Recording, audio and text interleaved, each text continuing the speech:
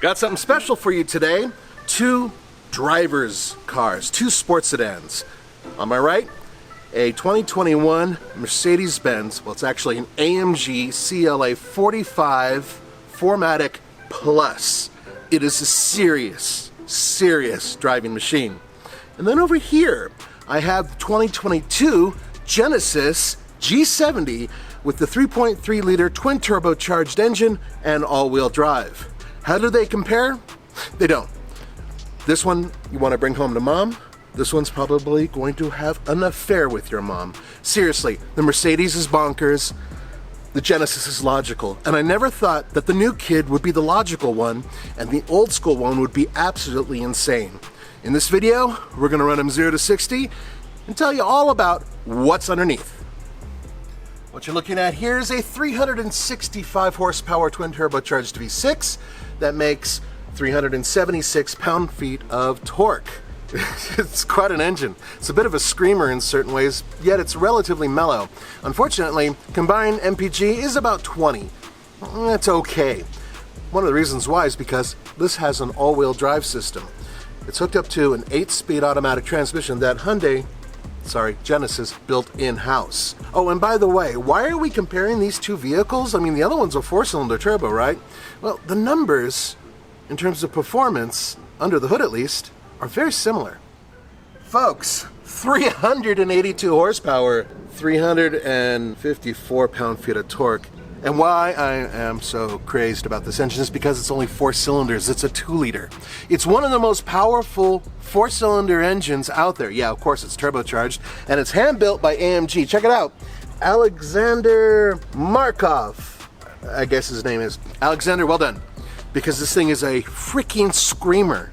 It's ridiculous. And what's crazy about it is that it is built for front-wheel drive bias vehicles, right? Now this has all-wheel drive. As a matter of fact, this is the 4MATIC Plus, meaning that you can put up to 100% of the torque to the rear wheels and actually drift this thing around. I kid you not.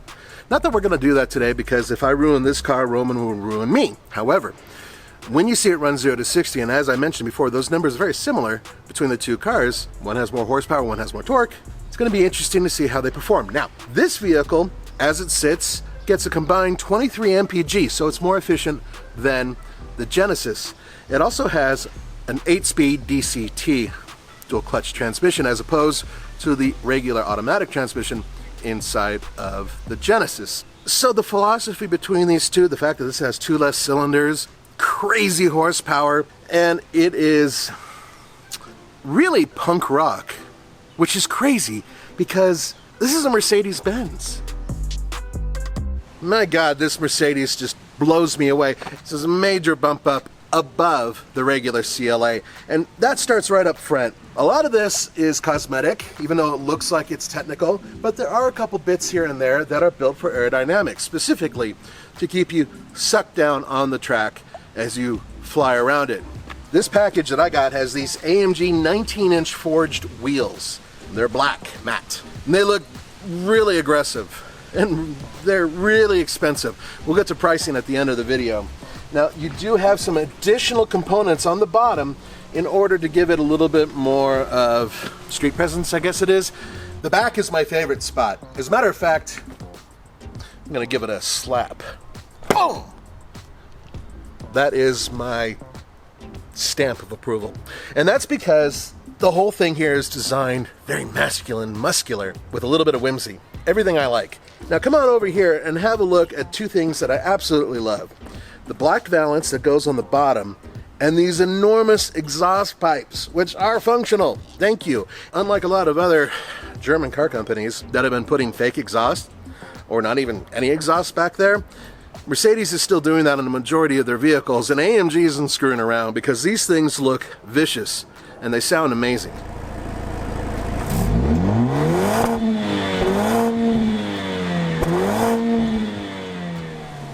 Genesis has done a completely different body for the 2022 G70, and I love it. I think that what they did was they transformed what was a fairly restrained and kind of simple design that was handsome into something that is unique and special and is, in my mind, the best looking Genesis out there, even with this grille. And the grille has been the one thing that I haven't liked with the new Genesis, because it's that triangle shape and it kind of looks like it doesn't quite belong. But on this vehicle, the way they did it, the way they molded it into everything else, I think is outstanding. And then of course, this dual level headlight system. But let's look at these wheels, because they look almost like Tesla wheels. These are 19-inch black wheels covered with Michelins. And I'm not a big fan of painted wheels. Both the Mercedes and this vehicle have painted ones, but the Mercedes have a matte finish to them. These are gloss. And these look really good, I think. Let's go a little further back. This character line is beautiful. Look how they make it stand out. And they bring it all the way to the back. Very similar to the way BMW does it. But let's go to the back. Once again, I'm a big man when it comes to the tail. But there's two problems with it. The main one from the outside is the way they designed this all-wheel drive badge.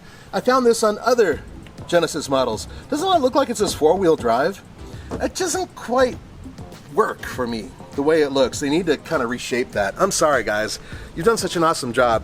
And then finally, exhaust ports. The ports are there, the pipes are there. They don't look bad unless you look at them at the wrong angle, and you can clearly see how hollow they are. Still, the overall design of the Genesis is beautiful. Normally, it's fun to put the fat guy in the back seat of small cars, but that's a no-go today. And one of the reasons why is I wanted to show you both of these. Now that seat is backed all the way up. There is not enough room for me, even if I removed my legs. That's one of the problems with the G70. It has a tiny back seat, and in order to make space for people behind you, if you're tall, you have to move the seat up, meaning that you're not as comfortable. Probably the biggest flaw here, but look at the Mercedes, and you're gonna see something very similar. My seat is all the way back. Now bear in mind that is a sports seat, and yeah, okay, I get that, but I can't fit back there either. I mean, I literally cannot fit back there. So why compare these two vehicles? We feel that both of these represent the step up from the entry level for both Genesis and Mercedes-Benz for sedans. Now granted, Mercedes-Benz will call this a coupe, but it's four-door sedan. And both of these vehicles can be had for much less money if you go for their baby brothers, so to speak. So you can get four-cylinder turbo in the Genesis, you can get a less powerful four-cylinder in the Mercedes. That makes sense. They're also a lot cheaper. These two are not cheap. As a matter of fact, this Mercedes-Benz is remarkably expensive. Granted, you get a lot for the money. I'm not trying to say, by the way, that you should buy one over the other for money. That's not what this comparison is about.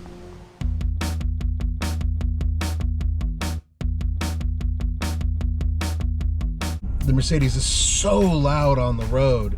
This one is so quiet by comparison and much more comfortable, but I have one problem with it, and I'm not the only one with this issue, and that is to get the best launch with this car, that's including drag racing, it just doesn't quite want to do it. So I'm doing something very similar in both cars.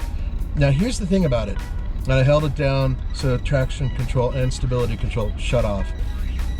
This thing won't let me rev past like 2,000 RPM, no matter what you do, it just won't. So that's what I'm gonna have to do. Traction control off, top performance mode on. Here we go, revving. It looks like it's about 2,100 RPM, and away we go. There comes the power. Now this is 8-speed automatic transmission. So 5.78, and that is over a mile above the sea level. I'm gonna try it one more time.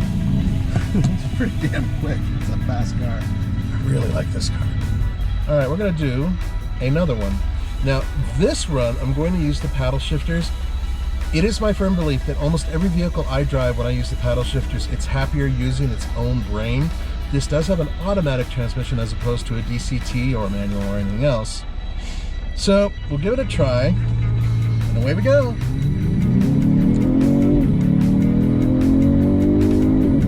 Letting me go just about over red line. Okay, not as fast. 5.76, that's still wicked quick. 5.76, okay. It's responsive too. It clicks off those shifts pretty quick for an automatic transmission. I am in race mode. There's comfort, sport, sport plus, and race. I'm in race. I am going to let the car shift for me the first time. So remember, dual clutch. You're going to notice a lag, by the way. Getting into that first gear and letting it roll between a little bit of turbo lag and this slows it down a little bit. Otherwise, this thing would be like as fast as a Ferrari, I swear it. There we go. Hear that? There we go! Whoa! Yes! It takes a second.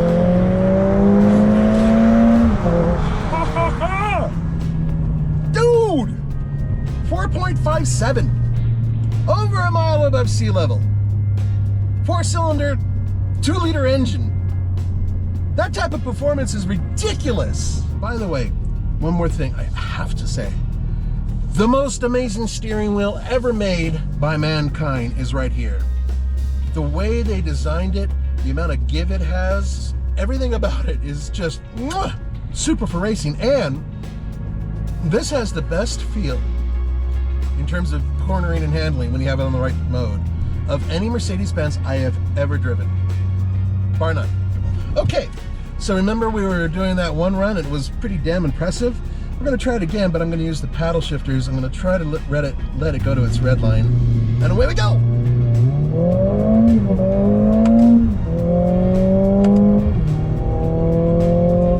4.71. Yeah. Woo! 4.71. It did a 4.57. Obviously, these vehicles are completely different, and they represent sort of different levels of sophistication, or snoot value, I like to call it.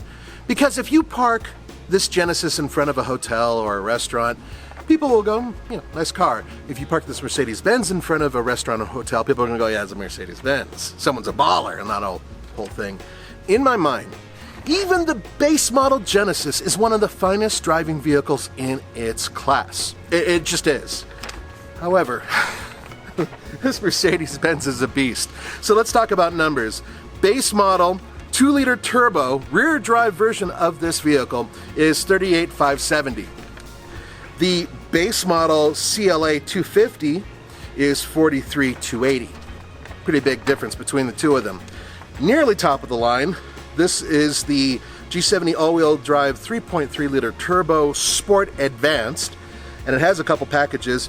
It comes out to an MSRP of $49,545. It's Mercedes-Benz, which is the AMG, so hand-built AMG engine with every package, $70,150. 70 grand.